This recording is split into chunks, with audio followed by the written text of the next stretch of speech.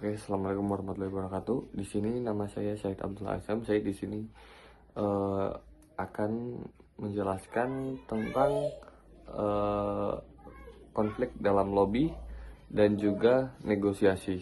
Oke, jadi yang pertama ini nanti kita itu belajar apa itu konflik. Ya, di sini konflik itu adalah proses terjadinya perbedaan dan kepentingan atau pendapat antara individu ataupun kelompok.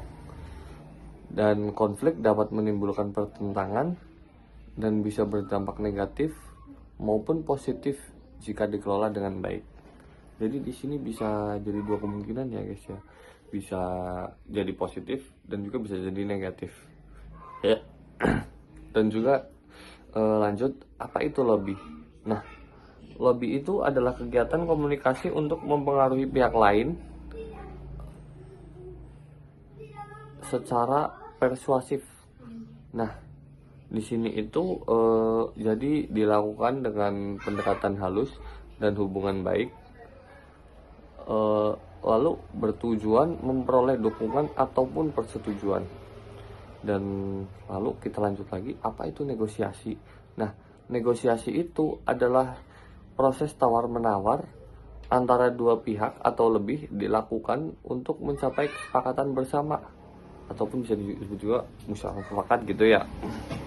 Nah, di sini itu nanti mengutamakan win-win solution, yang nggak lain dan nggak bukan itu harus saling menguntungkan gitu. Lalu di sini itu ada konflik dalam manajemen dakwah. Nah, itu terjadi dalam organisasi dakwah seperti masjid ataupun lembaga. Contoh konfliknya kayak misal perbedaan program kegiatan, pembagian tugas, dan juga pengelolaan dana. Oke, yang dilakukan itu kita perlu menyelesaikannya dengan cara yang bijak ya. Terus kayak lanjut ya, penyebab konflik. Jadi penyebab konflik itu ada 4, yaitu perbedaan kepentingan, komunikasi yang kurang efektif, terus kurangnya musyawarah, sama yang keempat itu perbedaan cara pandang dan latar belakang ya. Dan kita lanjut, dampak konfliknya itu ada positif dan juga ada negatif. Dampak positifnya apa teman-teman? Muncul ide baru, keputusan yang lebih matang, yang lebih bagus gitu. Terus sisi negatifnya itu kayak perpecahan dan turun kerjasamanya gitu. Kayak misal perbedaan pendapat, kalian kan pasti jelas malas kan kalau misal ngomong sama temen yang beda pendapat gitu. Oke, lanjut, ada strategi penyelesaian konflik, yaitu ada 3, yaitu musyawarah, yang kedua itu komunikasi terbuka, yang ketiga itu kompromi, yang keempat itu negosiasi secara kolaboratif ya. Lalu di sini itu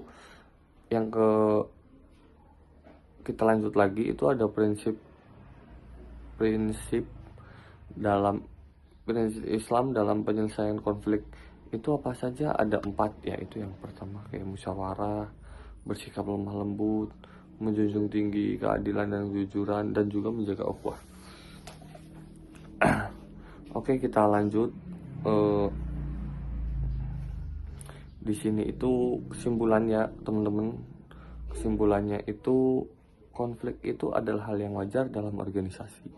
Yang kedua itu dapat berdampak positif ataupun negatif seperti yang saya bilang tadi kan. Yang ketiga itu lobby dan negosiasi itu menjadi solusi yang penting. Sedangkan yang keempat itu harus dilakukan sesuai dengan nilai-nilai Islam.